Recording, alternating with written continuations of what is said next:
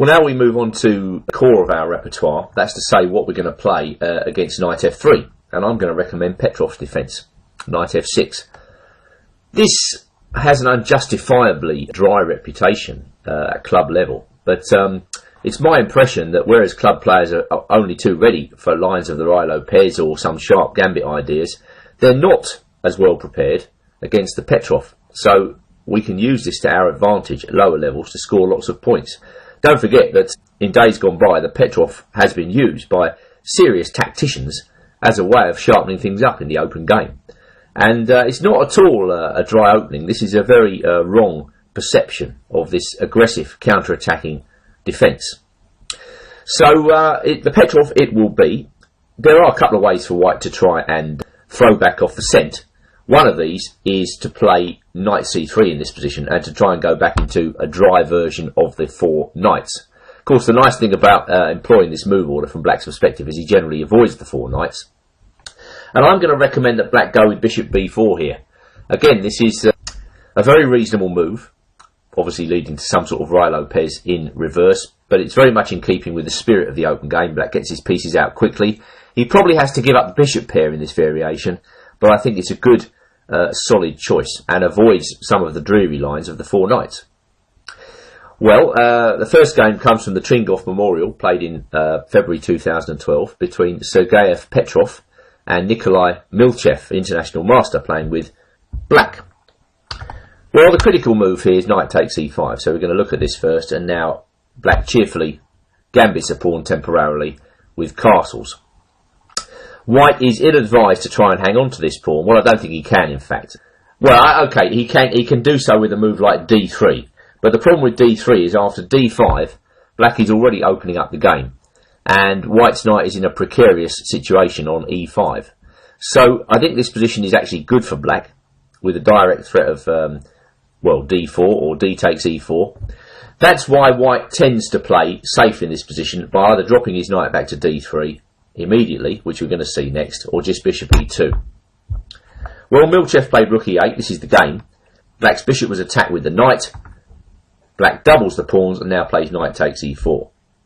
So we reach a situation of imbalance here where white has obtained the bishop pair early, but in return black's saddled white with double pawns.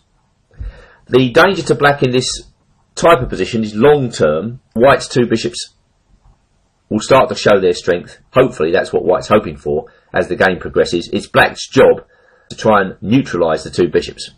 And the usual way you do this in the opening is to try and establish a very strong pair of knights in the centre of the board. Obviously knight f4 by white stopped black from playing d5, so black's had to find a different way of orchestrating his position. He's getting ready to put his knights in the centre of the board and hold off the white bishops. White tries to block the queen side here. Black puts his knight on c5. And now this uncomfortable move, f3. But of course, you know, black is pretty comfortably placed here. I mean, if white goes with a move like bishop e3, black just plays bishop f5. There's nothing wrong with black's position here. Nice, comfortable development. Okay, white's got the bishop pair, but then again, double pawns. This is fine for black. So white went f3, an uncomfortable looking move, and black put his knight on g5. b3, queen f6 attacking the rook, rook moves, and now c6, keeping the white knight out of d5. Knight to d3 was answered by bishop f5, and queen d2 attacking the knight by queen d4 check, king in the corner, h6. Well, if white is looking to get something from this position, he's got to try to activate this bishop. The dark square bishop is the piece that black doesn't possess. So white puts his bishop on the long diagonal. It looks actually more dangerous than it is. Black brings his queen to h4. The knight comes to f4, and now black plays knight g e6, whereupon there's an exchange of minor pieces. You can see how white's being held at bay here by black's good centralisation. Bishop d3. Okay, well the white player was much lower rated than black, so he's quite happy to angle for a draw. Black decides to keep some imbalance in the position, retaining a knight over a bishop, and now he doubles up. Nice easy play, and rook e2 is the threat. g3, I think white's starting to drift in this position. He can't think what to do. The only thing he can do it seems, is to push the black queen back to a less aggressive square and now stop rook e2. Black moves in with rook e3. Now white has numerous pawns under attack. And queen takes a5 was answered by queen g6. Black is busy connecting his position, and white's pieces are very uncoordinated. That's why Petrov plays rook b f1. Ironically, white player is called Petrov himself. Running into a knight fork, rook d2 is answered by c5 and queen c7 by rook e2. So now black is thinking about a serious and winning attack. Queen f5, queen d8 check, and now queen f8 was answered by f6, blocking the checkmating threat. Queen takes d6, knight f2 check. Now it's starting to get very, very nasty. Well, if king g1 in this position, I think we've got knight h3 check, king h1 only move, and then queen c2, without a shred of counterplay for white, and black is checkmating by force, I think. So, rook takes f2 was played in the game. Rook takes f2, queen d1, rook takes f3. Obviously black could have taken with the queen, that's another easy win.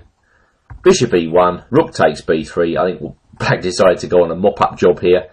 White can't take the rook, it's mate on f1, but this is, again, convincing. So, a nice way to start. I think you will see that actually this move, bishop b4, is a very reasonable reply to the four knights way of playing by white. There now follows another high level clash in this line, the three knights variation, where black plays bishop b4, aiming for a reverse Ruy Lopez, and it will demonstrate conclusively the solidity of black's concept and setup. In order to get anything against this line, white's got to take on e5, and we know now that black is temporarily sacrificing this pawn. It will be unwise for white to try and keep this pawn. Well, in fact, he can't without incurring a major disadvantage. So what we get is a typical position here where white drops his knight back, allowing black to double the pawns, and now black takes on e4. Castles. What does black do next? Well, Lichau solves the problem elegantly by just playing d6. His aim initially is just to get his pieces out fluidly and to coordinate his position.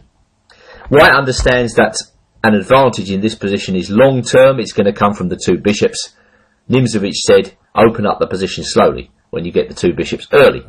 So bishop f1 conforms to that idea. Black now plays a very solid move h6, and after c4 he plays b6, fixing the queenside pawns, getting ready for bishop b7. This is coordination at work.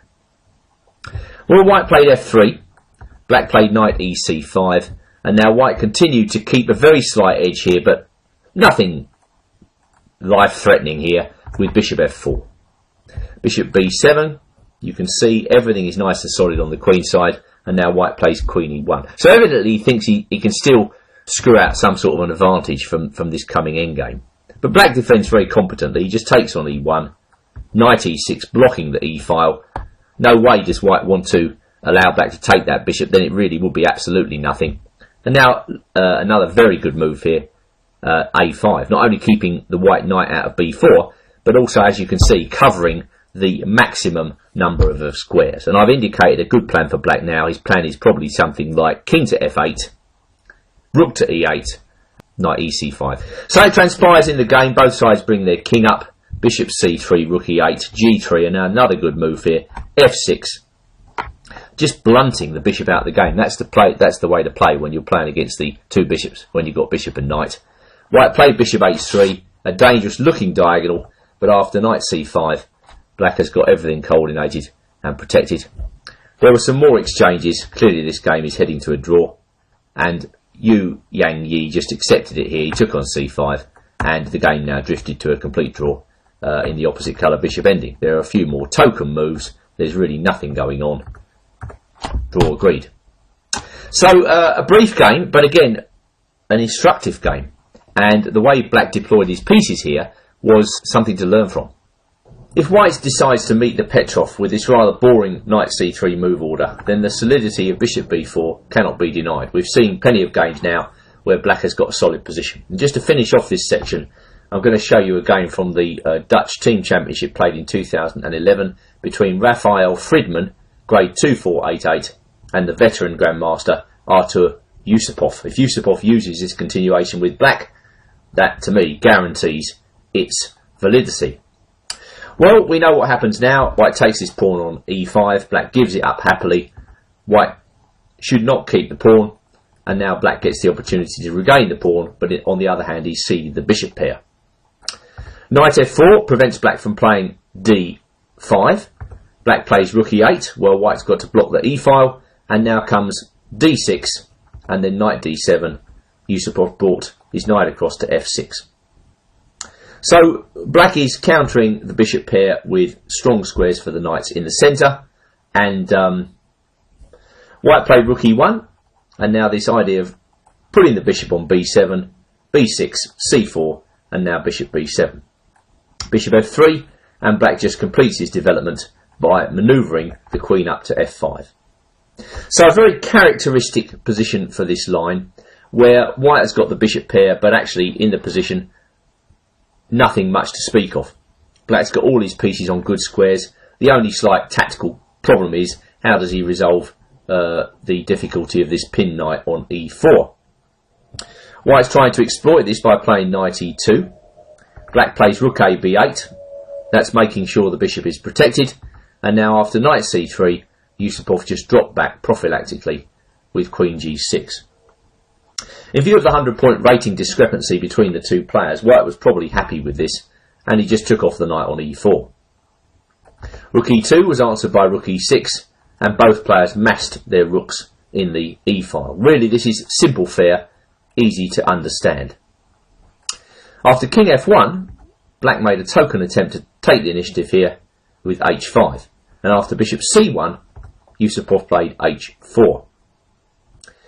White stopped the pawn dead in its tracks, and now Yusupov played his pawn up to f5. So clearly black is playing for the win in a rather dry position. White played b3, and now black played rook 6 e7. That's a kind of waiting move here. I don't think Yusupov can see really what to do, so he just makes a flexible move. I suppose an added benefit of that move is that it defends g7, freeing up the black queen should white ever get the opportunity to play his bishop to b2 and then put some pressure against g7. Queen d4 starts the ball rolling. c5, a continuation of black's ambition. Queen d3 was answered by rook d7. Yusupov's looking for an active plan. He's thinking about d5. So king g1, taking away some tactics. Queen f6, preventing bishop b2. All sorts of small skirmishes going on. And now white takes on e4. Well, that's a clear sign that white is happy with the draw. Black, meanwhile, still feels he's slightly better and plays on with f takes e5 and then d5. White takes, black takes back with the rook, queen f4, and now king h7. So white's playing this well. I think he's now nullified any black initiative that there was, and after queen takes f6, g takes f6, the game is just heading for a draw. White played f3, black brought his king up. White even got the chance to win a pawn in this position with f takes e4. Note, not rook takes e4 here because of rook d1 check. But after f takes e4, it's burning out. Rook e5, black's getting his pawn back. And after bishop b8, the two players agreed to a draw. An absolutely typical game in this line between two very strong players. I think we can conclude, going back to the opening, that the three knights with knight c3 and then bishop b4 is a very satisfactory way to play with black. At club level, I think you're going to almost always get a decent position. The idea to remember is this one of bringing the knight around with knight d7 and then knight df6. And Yusupov showed in this game that you may complete development with b6 and bishop b7. Well, we move on now to the Petrov itself. And the way I want to organise the material is as follows. Basically, after 2 knight f6, there are two distinct main lines. White either plays d4 straight away, or he takes on e5. And I'm going to deal with all those lines in the first two sections. Then at the end, we'll wrap up with different ways for white to play this position. But by and large, the two main lines are d4 and knight takes e5. So we'll look at d4 first. Now, black can take on d4, but I think his most reliable move here is knight takes e4. So that's the line I'm going to recommend to you. This is the variation which has been played an enormous amount at the highest level of chess. And my first game comes from the Dortmund Super Grandmaster tournament played in July 2012 between Arkady Naiditsch playing white and Vladimir Kramnik playing black. And in this game, white went bishop d3, which is the main line, whereupon black just easily protects his knight in the centre with d5. And now white takes on e5 with the knight. So we can safely say this is the absolute main line of the d4 variation. Now black has many moves. In the old days, they used to move this bishop on f8, either to e7 or d6. But the modern interpretation starts with knight d7. I see nothing wrong with this move, and if Kramnik uses this idea, it's a guarantee that this particular line is sound. It's positionally well motivated. The white knight on e5 has already moved twice, so black moves to d7 to offer to exchange it off, and thus ease any problems coming out of the opening. Just retracting this move, white might be getting ready for adventures such as queen f3 or queen h5. So knight d7 also nips those moves in the bud. Well, there are a few lines to consider now, but let's look at knight takes d7 first. In my view, black should be pleased to see this move, as it not only helps the black development along, it moves the knight one more time. White castles, black plays bishop d6, and now knight comes out to c3. We'll see there are other moves a bit later on, but for now, Kramnik plays queen h4. So this is the type of thing, really, which players should be playing at club level. Straightforward development, black's bishops pointing at the white king side, the queen comes out, it's all very aggressive, and a good way to play with black, a good way to worry your opponent. The only slight concern is black hasn't castled yet, but the mate threats stop white from doing anything about that. Naiditsch played g3, and now Kramnik played a small intermezzo here, knight takes c3. Not worrying about queen e1 check when black can safely retreat with queen e7. With a reasonable game after queen takes c3, castles. Well, in fact, I slightly prefer black here, but clearly this is fairly equal. So going back to knight takes c3, Naiditsch took with the b pawn, and Kramnik played queen to g4. He sees rook e1 check coming up, and he wants to offer the exchange of queens. Well, king f8. This might seem slightly inconvenient for black, but two pairs of minor pieces have been exchanged, and black is planning to use his rooks as follows. That rook on a8 can come across to e8 at a moment's notice, if need be. No reason at all why black should play that move. And he wants to activate this rook on h8 by going h5 and then h4. White played bishop e2, black played queen to g6, and now c4. You're going to see this break a lot in the Petrov, whereby white tries to get rid of the black pawn on d5. The pawn on d5 controls central squares, white exchanges it off. So Kramnik takes, and now he goes h5. Another good move, building up to an initiative on the king side, and even here allowing the capture on b7. Kramnik sacrifices the pawn. Well, Naiditsch sees nothing better than to take it, and now black plays rook e8. White takes, black recaptures, bishop d3, queen h5. Naiditsch played queen e4. Well, this is quite a dangerous position for white. He's way behind in development. Yes, he's a pawn up, but will he ever get to enjoy it? Black has numerous threats. He's got the idea of taking on g3, which is clear. The queen is thinking about penetrating to the back rank. Plenty of compensation. Queen e4 was answered by h takes g3, and after h takes g3, queen d1 check was played, forcing white's reply as king g2 is answered by queen h1 mate. So white's got to go bishop f1. Now comes queen h5, bishop d3 was played, and the two players agreed to a draw after the repetition. Now that might seem dull, but in fact, in its own way, it was quite an exciting game. I suppose the most important feature of that game from our point of view is that black was in no trouble throughout and seemed to have an initiative for the last 10 moves. So summarising, after d4 we're recommending knight takes e4, and in the main line we're going to go knight d7.